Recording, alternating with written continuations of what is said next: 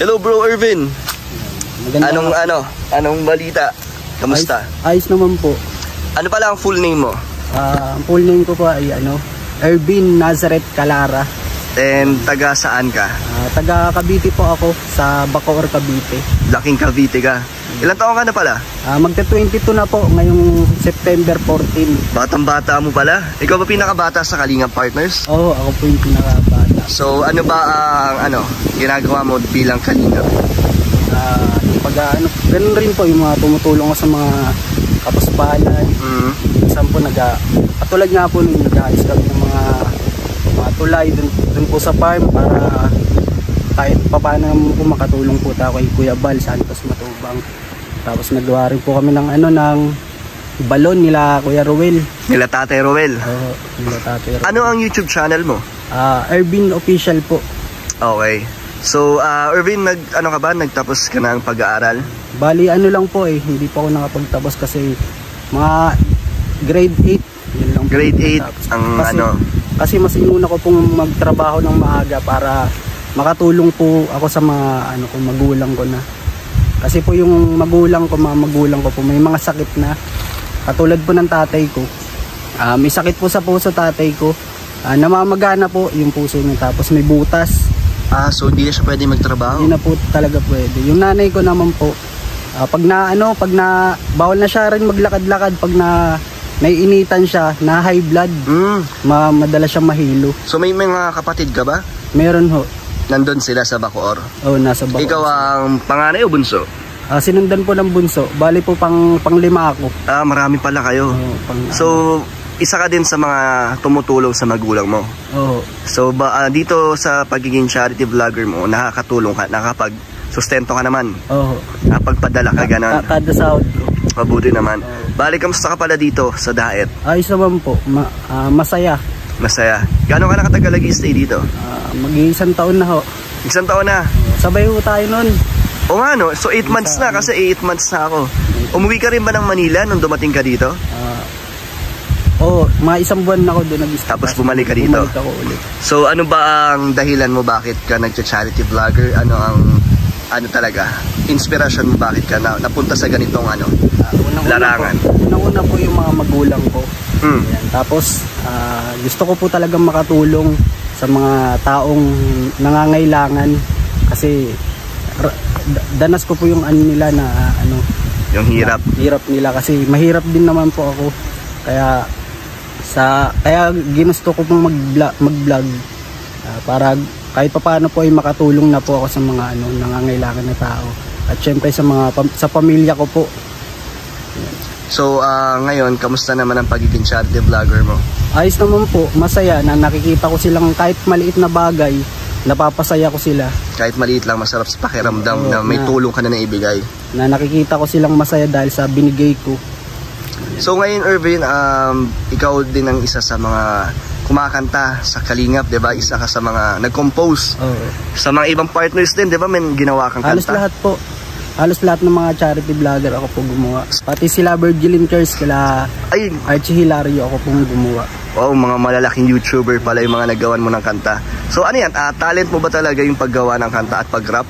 Talent ko po talaga matagal na. Kailan pa nagsimula ang talent mo na yan? Nung bata ka pa lang? Simula nung 12 years old pa lang po ako. Okay. Hilig ko na po talagang mag-rap. Ganito po kasi yan para makapag-record ako. Yung totoo po, nangangalakal po talaga ako noon para may pang-record ako. Kasi ang bayad po sa record, 300 pag nag-record ka po. So mangangalakal ka para may pang-record? May pang-record ako. Okay. Talagang inaano ko po. Kahit inaasar ako ng mga kaibigan ko, yung iba po mga kamag-anak ko. Wala kang mapapala dyan sa pagrarap mo, Irvin. Inaasar pa ako. Lumpia rapper. Tapos kung ano-anong kung lalait. Hindi ko po pinansin yun. Nagtiwala ako sa sarili ko at sinamahan ko ng dasal. Okay. Tinuloy-tuloy ko lang po yun, yung yung pagrarap ko. Tapos tingnan mo ngayon, ang layo na narating mo rin. Dahil sa pagrarap ay nakakatulong na ako sa magulang ko at sa mga ibang tao. At marami na rin po akong napasaya dahil sa aking pagrarap. At syempre hindi ka tumigil at naniwala ka sa sarili mo. Syempre nagtiwala rin po ako sa Diyos na hindi niya po ako papabayaan. Tsaka napakagaling mo rin kasi mag-rap. Talagang may talent. Yan. Kung tutusin po, pag gumagawa po ako ng kanta, matagal na po yung 2 oras o 3 Sa paggawa. sa paggawa ng kanta. So, paano mo kinukuhanan ng kanta ang isang tao, kunyari, nagpagawa sa'yo? Paano mo ginagawan to ng lyrics? Pinag-aaralan ko po yung YouTube niya. So, inaaral mo yung pagkatao rin niya? Inaaral ko po muna bago ko gawan. Tama, magaling. Pinapanood ko po muna yung YouTube niya kung anong mga content niya, ginagawa niya. Doon mo binabase? Doon ko po binabase yung kanta. Ngayon, Irvin, sa pag-charity mo, meron din bang mga sinasabi sa'yo na hindi magaganda ang mga kamag-anak o kaibigan mo? Wala na po. Wala na. Suporta na sila sa'yo? Yung iba nga po natutuwa yung dating mga masusungit sa akin yun, halos yakapin na ako. Mabuti naman ganun. Maraming na pong natutuwa sa akin sa mga ginagawa. Malaki rin ba na bago ng buhay mo nung dumating ka dito? Sobrang laki po kasi nakakatulong na po ako sa magulang ko. Nakaka-provide ka na. Tapos gusto mo pa yung ginagawa mo. Tsaka unti-unti po ako nakikilala na ganun nga po. So magpapatuloy ka pa rin ba sa pagiging charity mo hanggang kailan? Sa tingin ko po, para sa akin ay abang buhay na to kasi nasimulan ko na po eh. Itutuloy mo na hanggang tumanda ka? Opo, nandito na po ako sa mundo ng YouTube. Yan, hindi ko na po ititigil to. Mabuti naman. Ano ba dati mong trabaho bago ka naging YouTuber? Ganito po kasi yun, dati pa akong construction. 12 years old pa lang po ako noon. Pumapasok na ako sa mga ganong trabaho. Mabibigat. Grabe, di maliit ka pa nun. Maliit pa ako niya. Sumasama ako sa mga barkada ng kapatid ko para makapag kahit pa paano binibigyan ako 150, masaya na ako din. Anong ginagawa mo sa sahod mo? Bumibili pa ako ng minsan bigas, tapos minsan yung 50 pinagtatabi ko para pang rin po doon, para pang record ko. Iniipon ko po yun ng paunti-unti. So talagang passion mo ang pagkanta? Kumbaga adik na adik po talaga ako sa Tapos halos laman nga po ng cellphone ko puro rap. Yung na yun. Ang aga mo pala nagsimula magtrabaho, no? So napakabata mo pa. Batang bata pa po. Naranasan ko nga po magtrabaho na 80 kilos. Binubuhat mo? Binubuhat ko po. 15 anyos pa lang po ako nun. Ang isang buhat po nun ay 50. Okay. May bayad ang pagbuhat mo. Anong binubuhat mo nun? Giniling na upuan sa Pampanga. Okay. Isang truck po yun. Pero marami naman po kami. Kung sino yung pinakamaraming nabuhat, siya yung pinakamaraming sasahurin. Kasi isang sako ng 50. Pero napakapagod nun. Pagod po talaga. Pagod ka talaga nun. Minsan nga po, nagkaka-stiff leg po ako. Hindi gumagalo, hindi ko maano yung leg ko. So ngayon, Irvin, paano ka napunta dito sa diet kay Kuya Val? Sa nagsimula? Nung nanonood po kasi nanay ko ng mga mahilig po kasi manood yung mga magulang ko ng mga nagbablog, yung mga charity vlogger. Hanggang sa napanood ko po si Kuya Val na nakikita ko po yung mga ginagawa niya sa pagbablog niya. Kumbaga nakakatuwa po.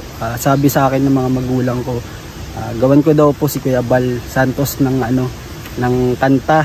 Yan, pinag-aralan ko po talaga yun. Lahat po ng video ni Kuya Val pinanood ko. Hanggang sa ginawan ko po kinabukasan. Sinaglit ko lang po. Tapos saktong-sakto po, friend ko po si Kuya Jason, si Mr. Benty Boy. Sa kanya ko po sinend yung kanta. Tinanong ko po si Kuya Jason kung magugustuhan ba ni Kuya Val yung ginawa ko sa kanyang kanta.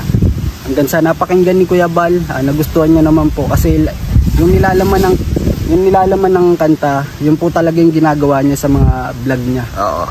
Yan. So doon nagsimula na maging part ka at ang pagpunta mo dito. Hanggang sa naging sunod-sunod po yun. Bali mga kanta ko po sa Kalingap pala Kuya Val, mga nasa 20 mahigit po. Dami. Opo. So anong pakiramdam mo pag naririnig mo yung ginawa mong kanta at ginagamit nila to sa channel nila? Parang ang sarap sa pakiramdam. Natutuwa ako sa naririnig ko yung mga pinaghirapan kong kanta, pinapatugtog po nila Kuya Val na ganun. So ngayon, ano rin ang pakiramdam na nakakatulong ka na rin sa mga taong nangangailangan? Sobrang sarap po sa pakiramdam na ganun nga, nakakatulad kong mahihirap ay natutulungan ko rin po kahit pa paano. At nakakatulong ka na rin sa pamilya mo? Pamilya ko. So, ano ba ang pangarap mo, Irvin, sa sarili mo? Yung nag-aaral pa po ako ay pangarap ko po talaga maging seaman. Yan, hanggang sa ganun na nga po na hindi na kaya mga magulang ko. Kumbaga, kinakapos na rin po sa budget. Kaya naisipan ko po talaga na maaga magtrabaho para kahit papaano naman po ay makatulong ako sa magulang ko. Dumating ka na ba sa point ng buhay mo kahit nung bata ka pa na parang gusto mong sumuko o bumigay kasi namulat ka agad sa kahirapan? Yung totoo po, aminin ko na po. Dati po, talagang ang bigat-bigat na ng loob ko, pakiramdam ko wala na akong kakampi, wala nang parang naisipan ko lang po na ano ba tawag din niya? Yung may tali. Magbigti. O, ganun. Gusto mo naman suicide. Kumbaga, naiisip ko wala na talaga akong kakampi. Ganun. Sa hirap ng buhay. So, paano mo nilabanan yan? Kumbaga, nilibang-libang ko na lang yung sarili ko. Katulad ng paggagawa ko ng kanta. Okay. Hanggang sa na ako, na addict talaga sa buti na lang po ay na-addict sa paggawa ng kanta. Doon ako na pag-ano ng kanta. Doon mo na yung attention mo na parang ito yung purpose mo at yung talent mo, ito na yung ginagawa mo talaga. So nakatulong naman yun. Nakatulong naman. Hanggang ngayon. Hanggang ngayon po. Ano na lang ang ma-advise mo sa mga kabataan na dumadaan din sa pinagdaanan mo? Anong mabibigay mo sa kanilang inspirasyon? Ayaw ko lang po sa kanila na kahit gaano kahirap ng buhay, laban lang po tayo at lagi po tayo magtiwala sa ating mahal na Panginoon. Okay. At lagi po nating isipin yung ating mga mahal sa buhay. Yan. Anong mensahe mo naman sa mga sumusuporta sa iyo at sa buong Kalingap? Sana po ay lagi niyo po akong suportahan at wag po kayong magsasawa sa na panoorin po mga nilalabas ko pong video sa mga premiere ko po. Yan. Sana po lagi niyo po akong suportahan. Okay. Sa mga Kalingap partners at sa buong Kalingap? Sa mga Kalingap po, ganun nga rin po. Sana wag sila pong magbago. Tuloy lang po nila yung mga ginagawa nila na tumulong sila sa mga tao na ngailangan. Okay. So Ervin, thank you sa interview na to. Mga Kalingap, na interview ko na rin po. So Ervin, ang isa sa Kalingap partners at isa ang mga gumagawa ng kanta ng mga Kalingap partners din po. So salamat po sa mga nanood. God bless po sa inyo.